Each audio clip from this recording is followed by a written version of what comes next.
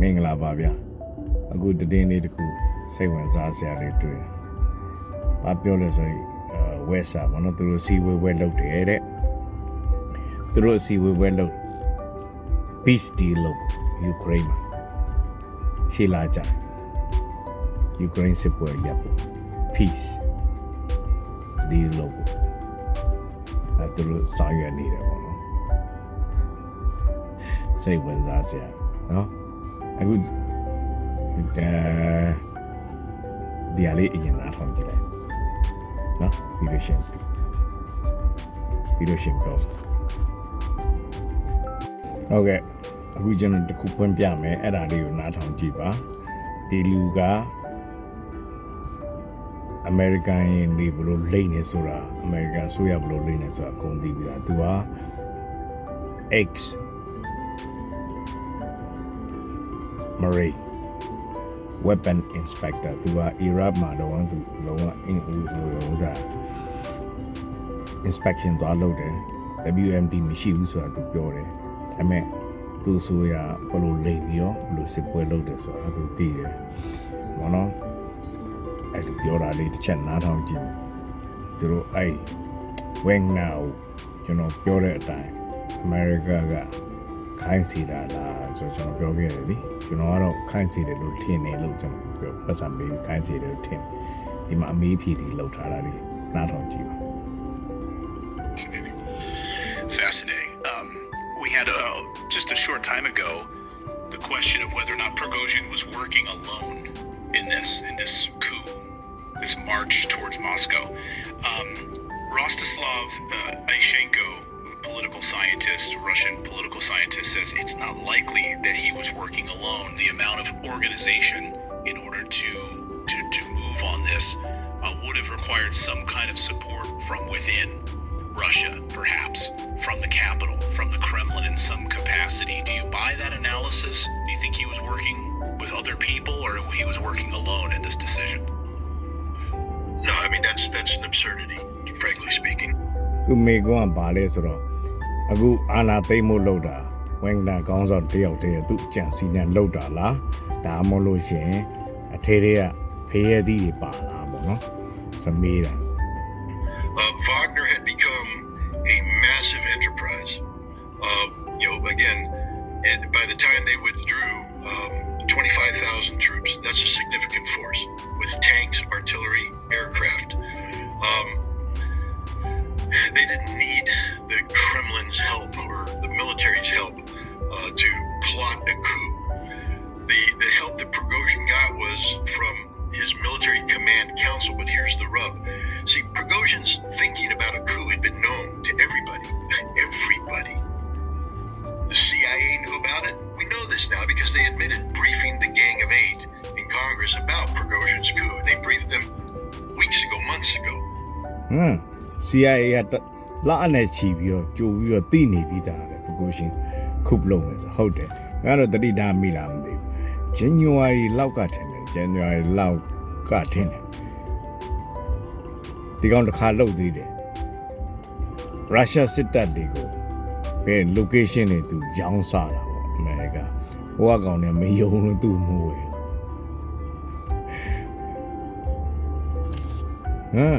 ဆိုတော့MI6 briefed the Prime Minister about the same thing. MI6 coordinated with the Ukrainian government, telling them to stop your offensive operations until Prigozhin's coup goes forward, because there's a chance there's going to be a civil war in Russia where they will remove. MI6 ကသိနေတယ် MI6 ကဘာပြောဆိုယူကရိန်းကို offensive မလုပ်နဲ့အောင်ခဏစောင့်အောင်လို့ပြောထားတာသူတို့ပြောရပြီးတော့ဒီကောင်အာနာသွားသိမ့်နေအာနာသိမ့်တဲ့အချိန်ကြာမှာ offensive ကိုစပါလို့ပြောတာ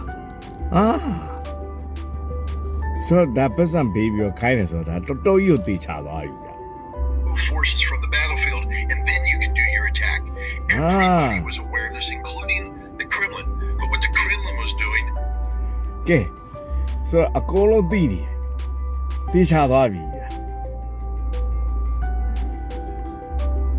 အခုနောက်ထပ်မေကွန်းတစ်ခုထပ်မေးထားတာတော့အခုသူတို့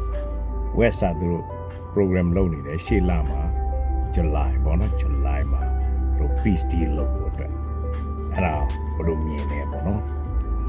မေကွန်လေးပေါ့နားထောင်ကြည့်အောင်ပေးဖြေတယ် Roth saying they are investigating the Western intelligence collusion in this, and so that investigation will go. I want to get you out of here on this question. German state television channel claiming that peace talks could begin as early as next month. They claim that a number of global leaders met last week in Copenhagen, and they are on board with a planned peace talk next week. Do you buy that? global leader ဆိုတော့ဒီကမ္ဘာလုံးမှာရှိတဲ့ leader တွေနဲ့ပေါ့နော် peace talk Copenhagen မှာ shape ပါမှာလို့checkmate လုပ်ပြီးတော့လားမသိတော့လေရေးတယ်အဲ့ရဘလို့မြင်နေပေါ့နော် First, I mean, I have no doubt that they met. I have no doubt that they talked. I have no doubt that they're looking for peace. But here's the interesting thing. You know, Russia has been saying all along that we being Russia, want a negotiated settlement to this. I mean, right, and Russia is actively တကယ်တော့ Russia ပွဲစားတွေက negotiate လုပ်ဖို့ peace deal နဲ့ပွဲစားပြီးတိတ်မကြ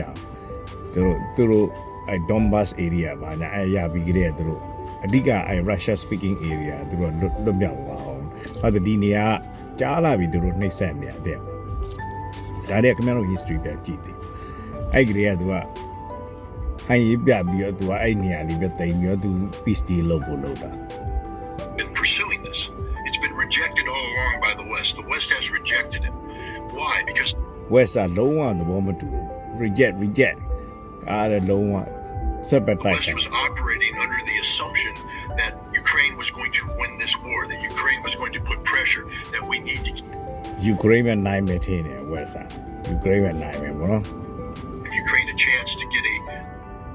dominating posture militarily so that Russia will make numerous concessions. That isn't going to happen. So now suddenly they're saying we believe in negotiations. အခုမှ At a time when Russia's winning and prevailing. You knowအခု who မှ wasn't in Copenhagen အခု talking about အခုမှ Russia ကလုံးဝနိုင်ပြီးပြတ်သားနိုင်လာပြီဟိုကောင်နေ offensive လုပ်တယ်တလားဖြစ်နေအတုံးယုံကြတချို့ဆို surrender လေအသေးတန်လုံးဝသိမခံ surrender လုပ်ပြတာဖွဲ့လိုက်နေ့ရက်ဆိုကျွန်တော်တခုတွေ့လိုက်တန်ရရတဲ့ဟာဒီဘက်ကိုဆက်သွယ်ဖွဲ့လိုက်ကြည့်လာပြီး surrender လာလို့ဒီကရုရှားနိုင်နေဘလို့တဘော negotiations. The Russians aren't going to play this game. Right. Russia has a military objective of this defeat of the ရုရှားဒီ games ကိုသူဆက်ပြီး play မှာမဟုတ်တော့ Ukrainian army, strategic defeat of the Ukrainian army. That's demilitarization. They have a political objective of denazification and permanent neutrality for Ukraine. And the only negotiation is when Ukraine agrees to all these terms. So until which time the Copenhagen group are willing to say Russia has won the war and Ukraine must concede all of this, they're just talking to themselves. It's literally a self-licking ice cream cone where all these people သူတို့ peace talk ကတကယ်လို့ရုရှားနိုင်သွားလို့ရှိရင်သူကတောင်းတဲ့ဟာတွေရှုံးတဲ့စစ်ရှုံးတဲ့တိုင်းပြည်အကုန်ပေးရတယ်လေအဲ့ဒီ deal မျိုးနဲ့ရတော့မှပဲရုရှားလုံးတော့မှာပေါ့ sit around and enjoy their own company. But Russia wasn't there, and Russia's the only vote that counts at this point in time. The only vote. Because they have thrown away any leverage they might have had with Russia a long time ago by insisting on pursuing this war. Now that they've doubled in, they put all their chips in, Russia's mobilized, Russia's ready to win. They want to negotiate away Russia's victory. Russia will never go for that. ရုရှားအကုန်လုံး effort တွေထည့်ပြီးတကယ်အပြက်ကိုချပြီးနိုင်ငံအနီးကြမှာလာပြီး negotiation လာလို့ဘာလုံးမယ်မထင်ဘူး Yeah, and of course, Vladimir Putin 2 weeks ago at the Africa Summit, the St. Petersburg Summit, holding up the peace agreement that was signed by the Ukrainians and thrown in the trash. And the peace agreement signed by the Ukrainians, but remember, Minsk wasn't signed by the Ukrainians because Angela Merkel and Francois Hollande, the German and French leaders who promised their support, were now saying it was all a sham. We lied to Putin. We misled Putin. So who is Putin supposed to believe? Are Ukrainian government that can sign a deal and walk away? You know what a peace deal means peace deal so low your break the lane ဟာပူတင်အခုတခါလဲ peace deal ဆိုပြီးလာလိမ့်မယ်ရှေ့ပတ်ကြရုံမလားပူတင်အပြတ်တိုက်တော့မှာ From it, always saying that we always lie to Russia, that we only negotiate to get an advantage, to buy time. A European community that wants negotiation လုပ်တယ် peace talk လုပ်တယ်အချိန်ဆိုတော့သူတို့ရှုံးနေတဲ့အချိန်ပေါ့အဲ့အချိန်မှာအချိန်ကိုဝယ်လိုက်တာနော်အချိန်ကိုဝယ်ရုရှားဘယ်လောက်ခံတော့ the strategic defeat of Russia has shown a proclivity in the past to lie about diplomatic arrangements, negotiated settlements to buy time, to gain strength, and now they're going to come to Putin and say, we want a negotiated settlement. To do what? To buy time, to gain strength. At a time when Russia's winning, Putin said about 2014 he regrets not destroying the Ukrainian army at that time. When he had them surrounded, he could have destroyed them. He said it was his biggest mistake. Putin 2014တဲ့သူသင်ခန်းစာအရအဲ့ကလေးသူ surrounded လုပ်ထားပြီးသားသူ destroy လုပ်ပြရမှာအဲ့ Ukraine စစ်တပ်ကိုမလုပ်ခဲ့မိဘူးပေါ့နော်ဘယ်တစ်ခါမားပြီးမှဒီကောင်ပဲခံတော့နောက်တစ်ခါပဲအလုပ်ခံတော့ Right, he will never make that mistake again. When he says he's never going to make that mistake again, I'd believe him. And those who have studied him very, very closely say he's one of those people, a politician who learns from his mistakes. So, you know, Imagine that. imagine that. Yeah, fool me once, right? So, yeah, we'll see on this. Scott Ritter, thank you so much for your analysis on this. ဆိုတော့ဖွယ်ကြည့်ကောင်းပြီကျွန်တော်ပြောတဲ့အတိုင်းပဲဟုတ်လားဒီကောင်နဲ့ checkmate လုပ်လိုက်တော့ပြတ်တော့အခု peace stop ဆိုပြီးတော့အချိန်ဝယ်ဖို့အတွက်သူတို့လုပ်ပြီးတော့ဟောကောင်ကဟိုဘက်ကိုရောက်နေပြီဝင်လာကောင်သူတို့ထညှိမှာ uprising လုပ်ဖို့အတွက်အဲ့တော့ဝင်လာဟိုဘက်မှာသူကပါလေဒီလုပ်လိုက်တယ်မသိဘူးရုရှားနဲ့ဘယ်လိုလုပ်ဘလို့လေဒီလုပ်ကျွန်တော်လည်းမသိဘူးဆိုတော့ကကြတော့ဒါမို့uprising အထဲထဲမှာနောက်တော့ထပ်ပြီးတော့ဖြစ်ဖို့အတွက်သူတို့ဖန်တီးဦးမှာလားမသိဘူးအဲ့အတွက်အချိန်ဝယ်ခြင်း peace talk လုပ်တာကြည့်ရပွဲရတော့ပြတ်တော့နော်ပွဲရတော့ပြတ်တော့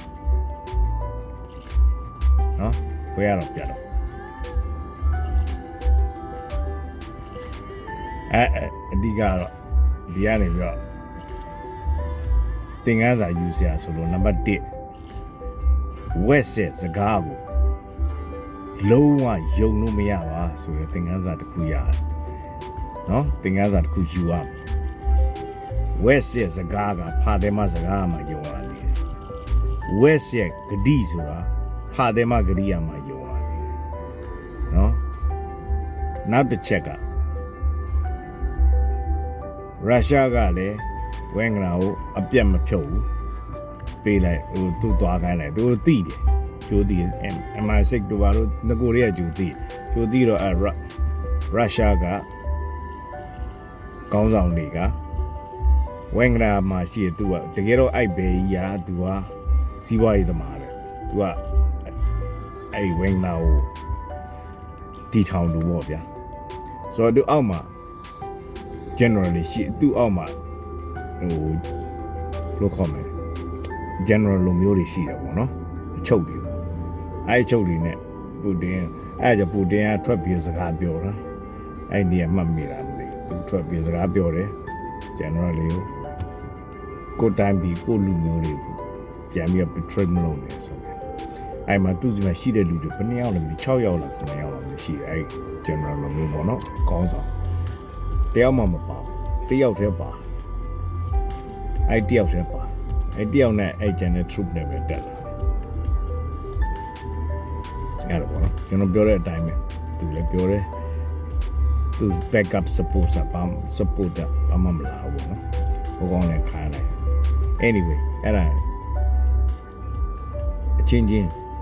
သူ့တဲ့တိုင်မပြည့်ချင်လို့သူ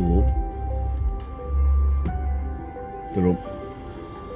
ခိုင်းနေမအောင်မြင်ဘူးပေါ့နော်ဆိုသင်ခန်းစာနှစ်ခုရအနောက်တိုင်းကပြောတဲ့ဂတိအနောက်တိုင်းကပြောတဲ့စကားကိုလုံးဝမယုံပါဘူးကိုအချင်းချင်းကိုဘယ်တော့မှတွေ့ထွက်တိုင်လို့မလုပ်ပါဘူးဆိုတော့ခင်ဗျားတို့မြန်မာပြည်ကအခုပြည့်နေတဲ့စစ်ပွဲရလူတွေဒါကိုလေ့လာပြီးဒါကိုကြည့်ချင်းအပြင်ခင်ဗျားတို့အများကြီးသင်ခန်းစာယူတယ်နော်ကျွန်တော်ထပ်ပြောအောင်အခုပဲထပ်ပြောအောင်မပါဘူးဆိုတိုင်းရင်သားကို ဒီမှာပြရလူမပြောနဲ့ကိုတိုင်းရင်သားအချင်းချင်းတောင်မှပြန်တတ်နေကြတာဒါခင်ဗျားတို့ဘယ်လူပဲတက်လာနောက်ဘလူပဲတက်လာခင်ဗျားတို့တိုင်းရင်းသားဒေသတွေဘယ်တော့မှဖွံ့ဖြိုးမှာမဟုတ်စီးလုံးမှုမရှိဘူးကြည့်လားသူတို့ပြသွားတွေ့တဲ့တိုင်ဘာမှမရှိလိုက်ပွက်သိမ်းသွားဘာဖြစ်လို့ဆိုကိုလူမျိုးဆိုတဲ့ဟာလေဘယ်တည်ကိုလူမျိုးတည်ကြော့ဒါကိုအကြီးကျယ်သင်ခန်းစာယူတင်တယ်ကျွန်တော်မြင်ဒါလေးပဲပြောချင်ပါတယ် update တင်ပြီးရရင်ထပ်တင်ပြပါbye bye ကဲ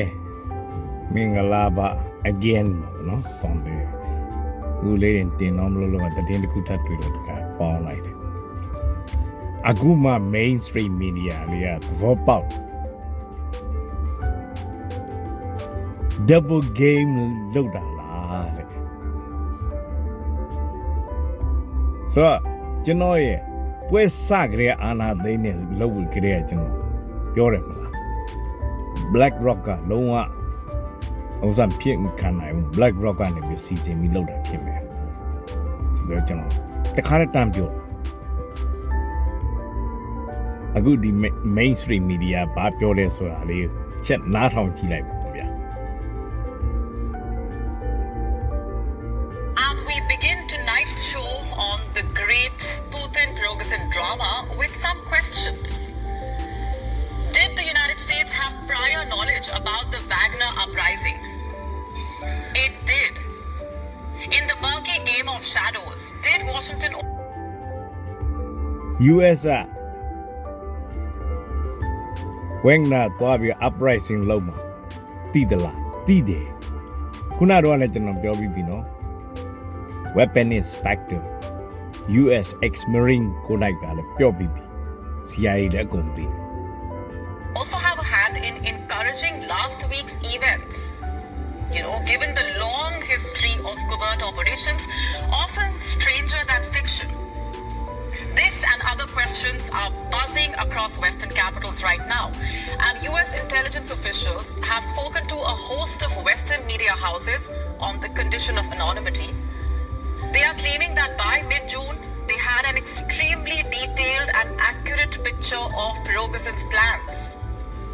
And this included where he would be launching the mutiny, how he was planning to advance, what would possibly transpire, and which weapons and ammunition he was stockpiling.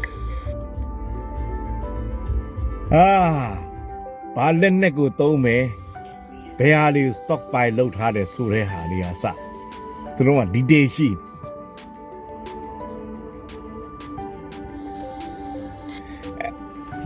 အဲ့ဒါကြောင့်ခင်ဗျားတို့မတ်မီဘာမှမလုပ်တော့သူလက်နဲ့တွေမရှိဘူးလူတွေသေးတယ်လက်နဲ့တွေပေးပါညာနဲ့တောင်းကျွန်တော်ခုနပြောခဲ့တယ်လို့ January လကလေးကသူက location တွေရောက်မယ်ဆိုပြီးတော့ offer ပတ်စံယူမယ်ဆိုလို့တော့အကောင်းနဲ့မယုံနောက်ဒီကောင်ဘလူးညှိရလဲမရလဲတော့မသိဘူးအဲ့ဒီကောင်ကတွေ့လားတတိထားမိရလက်နဲ့တွေအဲ့ဒါလည်းဖြစ်နိုင်တယ်ပေါ့နော်ဘတ်မုန်ကိုတိန်ကနေတော့သူ့လူလေးကြားလို့အကြီးကျယ်ဒေါကန်ရှောက်ကျူးဝင်းငါ့ကိုလက်နဲ့မပေးဘူးပါညာတဲ့သူတက်အောင်လိုက်မောဒီမှာလက်နဲ့တွေတောင်စုထားပြီးတာဒီလားအကုန်မှာအာလာတက်သိမ်းတယ်ဒါဆို confirm ဖြစ်သွားပြီ US က backup ဖြစ်တယ်ဆိုတဲ့အကြောင်း They say this intelligence was so closely guarded that it was only shared with select allies and not at the broader NATO level. NATO တော့မပြောဘူးလေဒီ secret က US နဲ့ဒီ Ukraine က comedian နဲ့သူတို့သုံးပွင့်ဆိုင်နဲ့လှုပ်ထားတာ Even within the US, the intel was shared with only the most senior administration officials and 8 members. senior တွေကိုပဲသူတည်င်းနေ share တာအကောင့်ကြီးတွေပဲ share တာဒီတည်င်းဘယ်သူမှမပေးမသိဘူး US မှာတော့ of the Intelligence Committee in the US Congress. It is becoming အခုတက်သေးတွေအခုသူတို့ဒီမှာရနေပြီ wanted Rogozin to thus far and no further, they realized that destabilizing Putin might trigger what everyone dreads, and that's a larger war. destabilize လုပ်ဖို့ပူတင်အဲ့တော့မှသူတို့ကဟိုဘက်က counter offensive ကလုပ်လို့ရမှာလေ So why did they not share this information with NATO? Because they feared that Ukraine and the West could help Rogozin and further threaten Russian sovereignty. They did not want them to rock the boat. ငါသူကလုံးဝနေတို့မရှိဘူးဘာဖြစ်လို့ဆိုတော့သူတို့စီစဉ်လုံးဝပြတ်သွားမှာကြောက်ဂျားတဲ့ကနေဝင်ပြီးတော့ဥစားပြလိုက်လို့ရှင်စီစဉ် And ပြတ်သွား provokeတော့ the ပြတ်သွား Russians even more. And if they had, this would have eventually drawn them into Russia's internal matters. And so the Americans remained tight-lipped. အဲ့ဒါကိုပြည်တွင်းစစ်ပြတဲ့ပုံစံပုံလို့ပြောပြီးတော့သူတို့အဲ့ဒါကြောင့်သူတို့အာနာသိန်းကိုလာတာချက်ချင်းသူတို့ဘိုင်ဒန်ထွက်ပြောတာသူတို့နဲ့မဆိုင်ဘူးသူတို့ဘာသူတို့ပြကြတဲ့ကိစ္စငါတို့ဘလူးဘဲကမှလည်းဝင်မဆောက်စုပါညာကွိကွာနဲ့ချက်ချင်းထားအော်တာတဲ့လားကျွန်တော်ပြောရတဲ့အတိုင်းပဲဒီကောင်မဲရှိတယ်ကြည့်နေရတယ်သိတာသိရမလားအခုမှမီဒီယာကြီးတွေထွက်လာ And now comes the more interesting part. Was Yevgeny Prigozhin playing the ultimate အခု interesting part ကိုရောက်လာပြီနားထောင်ကြည့်ကျွန်တော်ပြီးခဲ့တဲ့ YouTube မှာကျွန်တော် guest လုပ်ထားတဲ့အတိုင်း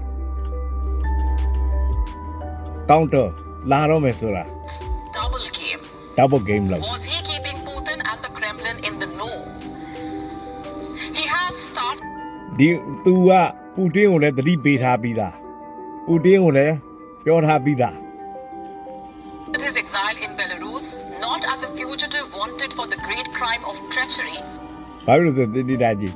တကယ်တော့အာနာသိမ့်မှုလုပ်တဲ့လူက fugitive တယောက်အနေနဲ့သူဖမ်းမဖမ်းမဲနဲ့ exile တပြီးနေနဲ့ပဲဟိုသွားတယ် but as a free man, Free. to carry on what he was doing before. ငကိုတိုင်းမဲ့သူအလုပ်သူစိတ်လုပ်ရုံပဲအာဖရိကမှာသူရဲ့ business တွေဆက် run လုပ်ရတယ်ဘန်လာနဲ့ Ukraine as a warlord for hire in Africa and anyone else willing to pay humongous rates for the mercenaries under his command. And earlier this morning, a plane carrying him landed at a military airfield. This was some 20 kilometers away from Minsk. According to data, နေမနဲ့ဒီနေ့မနဲ့ဆိုသူတို့စီကမနဲ့ပေါ့နော်သူတို့စီကမနဲ့အချိန်မှာလေပြန် landed လုပ်တယ်ဘယ်မှာလဲ military စစ်တပ် base ရှိတဲ့လေရင်ကွင်းမှာဆင်းတယ်တခြားတည်င်းလေးမှာပြန့်နေတာဘယ်လိုလူကဟိုတယ်တစ်ခုမှဒီကောင်ကရောက်နေတယ်တဲ့ကြည်ကျွန်တော်ပြောတဲ့အတိုင်းပဲတွေ့လား from flight tracking websites, he traveled in the Embraer Legacy 600 jet from a border region in southwest Russia. And there is very little information that's available on who else accompanied him on the flight. But သူနဲ့အတူတူအဲ့လေပြန်မှာဘယ်သူတွေပါလာလဲဆိုဘယ်သူမှမသိ private jet interestingly, just 20 minutes after his arrival, another Russian private jet arrived at the same military airfield. မိနစ်20အကြာမှာနောက်ထပ်ရုရှားနေ private lane တစ်စီးစိုက်တယ် private lane စီးစိုက်တယ်အဲ့စစ်လီရင်ကွင်းမှာပဲဆင်းတယ် From St. Petersburg. And who was on this St. Petersburg ကနေလာတဲ့လေရင်ပဲ flight, you ask? ဒါသူတို့တကယ် track လုပ်ထားတယ်လေပြန် tracking ရှိတယ်လေပြန် tracking ရှိအဲ့ရနေ track လုပ်ထား Russian officials? No one knows as of now. So what exactly will Prigozhin do in Belarus? Last we checked, there was nothing for him to do there, besides the fact that Russia recently stationed ပြီးခဲ့တဲ့ပတ်တော့ဘာမှအစီအစဉ်မရှိဘူး nukes in the country. ပြီးခဲ့တဲ့အပတ်ကသူအဲ့သွားဖို့အစီအစဉ်ဘာမှမရှိဘူးပြီးခဲ့တဲ့ပတ်က nuclear လက်နက်ချလိုက် And this had led to the usual conspiracy proliferation on the internet. Conspiracy theorists are calling his exile as a redeployment rather than exile. ဟုတ်လား conspiracy theory ကျွန်တော်တို့ပြောသလိုပဲလူတော်တော်များများကပြောနေကြတယ် redeployment ဆိုပြီးပြောနေကြတယ် ဟုတ်တယ်ဒီကောင် nuclear လက်နက်ကိုယူပြီးသုံးလိုက်လို့ဘာမှပြောလို့မရရုရှားကိုပြဿနာရှာလို့မရဘယ်လိုလုပ်ကိုလည်းရှာလို့မရဒီကောင်က contractor တရားပဲဒီကောင်ကိုပြဿနာရှာအဲ့တော့အစိုးရတဲ့ဒီကောင်နဲ့ပူတင်နဲ့ဟာကွဲပြဲတယ်ဆိုတာကိုဒီကမ္ဘာလုံးသိအောင်ပြလိုက်တယ်ငါနဲ့မဆိုင်တားပြင်းမှဆွန့်လွတ်လိုက်ပြီဆိုတဲ့သဘောမျိုးပေါ့သဘောပေါက်လင်းမယားကွဲတယ်အဲ့ဒီဒီဇိုင်းလုပ်တာ In fact, they say the entire mutiny was a planned Trojan horse operation. And some of the wilder theories suggesting that Prigozhin might be given control of the Russian nuclear weapons now deployed in Belarus. ဘီလိုလူကိုပို့ထားတဲ့ nuclear လက်နက်တွေအားလုံးဒီကောင် control လုပ်ပြီးတော့တော့မယ်လို့ယူဆတယ်ဘောနော်ဒီ mainstream media ကနေသူတို့ပြောတာကဲအဲ့ဒါကြောင့်ဟိုကောင်တွေကလာမဲအပတ်ကြလို့ရှိရင်ငြိမ်းချမ်းရေးဆွေးနွေးမယ်ဒီပါလောက်လာ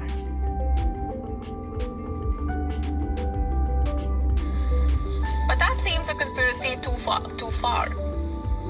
Another set of observers saying that Prigozhin's arrival in Minsk is just a layover, that his stint there will be short and he would soon be leaving for Africa. တချို့ကအဲ့လိုမျိုးတွက်ကြပါတော့တချို့ကလည်းသူအာဖရိကကိုလစ်မယ်လို့တွက်ကြအဲ့တော့စောင့်ကြည့်ကြရတာဘာလို့ဖြစ်မလဲဆိုတာဟုတ်လားစောင့်ကြည့်ကြတာဘွဲကတော့ကောင်းပြီလာမယ့်ပတ်မှာတော်တော်ကြီးကိုထူးခြားတော့လာမယ့်တစ်ပတ်နှစ်ပတ်မှာပြောင်းဝင်နေကြီးကိုအကြီးကျယ်တွေ့ရတော့